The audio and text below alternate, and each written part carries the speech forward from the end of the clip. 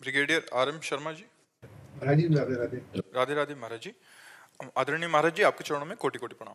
महाराज जी, आपके प्रवचन से बहुत लोगों की जिम्मेदारियां प्रभावित हो रही हैं, उससे समाज का भला होता है। महाराज जी, मैं आर्मी में हूं और मैं ये जानना चाहता हूं कि मेरी पोस्टिंग का मथुरा में होना और वृंदावन से जुड़ना भी एक मेरा सुयोग्य था, या इसके अलावा मेरी ट्रांसफरेबल जॉब है, यहाँ से परिवर्तित होकर कहीं अन्य जाना पड़ता है। तो महाराज जी, हम वृंदावन आपसे कैसे जुड़े रह सकते हैं? मोबाइल से जुड़े रह सकते हैं, चित्त से जुड़े रह सकते हैं, क्योंकि आपकी सर्विस ऐसी कभी भी कहीं भी ट्रांसफर हो सकता है। तो मोबाइल से सत्संग सुन सकते हैं और चित्त से उसका आचरण, चित्त से चिंतन करते हुए उसका आचरण, तो लाखों कोस दूर होते हुए भी आप हमारे नज़दीक बने रहेंगे।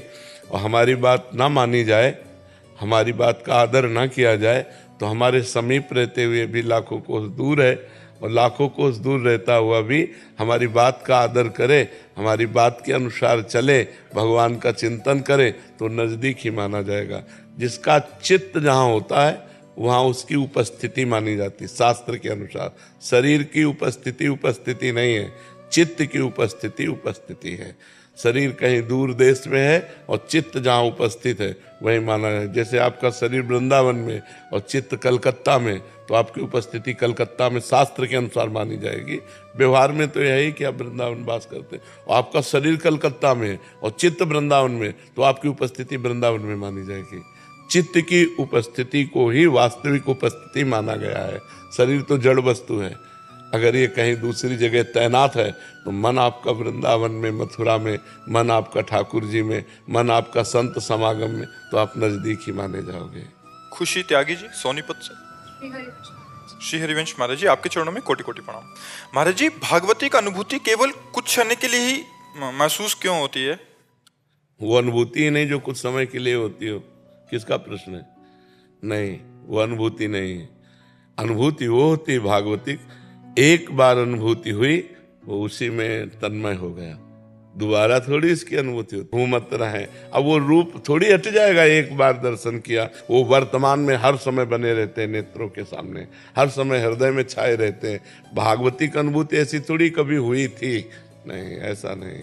अभी अनुभूति हुई ही नहीं।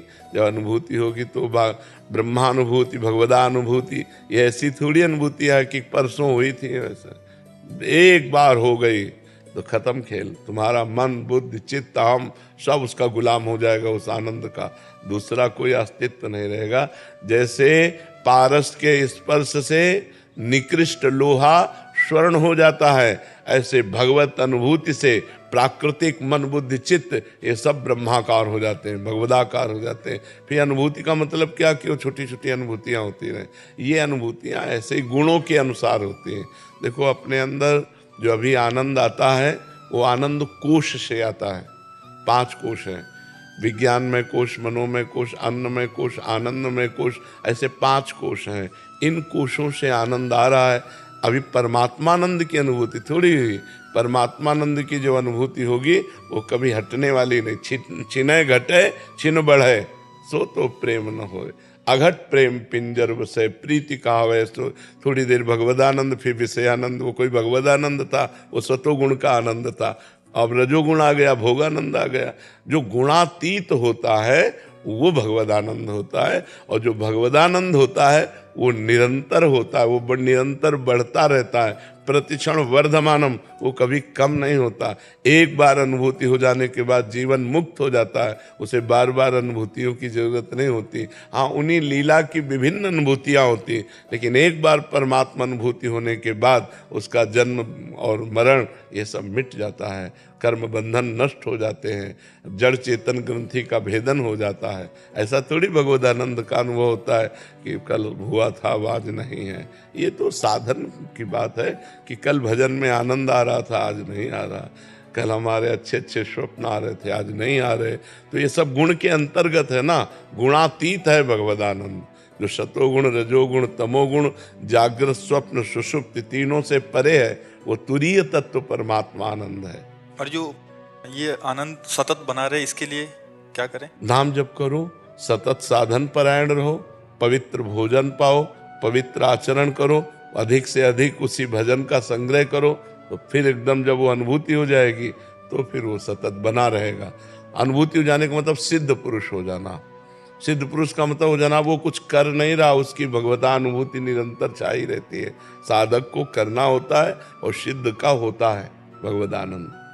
महाराज जी जैसे आपसे गुरुमुख से जो भी सुनते हैं हम, प्रवचन हुआ, लीला कथा, इसमें गाढ़ आसक्ति हो जाती है, मतलब सुने बिना रहा नहीं जाता, सुबह से लेकर शाम तक सुनते हैं। ये भी भजन में ही आएगा? हाँ बिल्कुल, हाँ बिल्कुल। श्रवणम ये भजन है ना, पहली भक्ति है श्रवणम, फिर दूसरी कीर्तनम, फिर स्मरणम, फिर पाद सेवनम, फिर अर्चनम, वंदनम, दास्यम, सख्य आत्मनिवेदनम। तो श्रवणम भक्ति हुई ना, भगवान की अधिक से अधिक चर्चा सुनना, ये भगवान की भक्ति का प्रधान साधन है। ज्ञान का भी साधन है, अधिक से अधिक श्रवण करने से ज्ञान की भी प्राप्ति होती है, पक्का भजन है।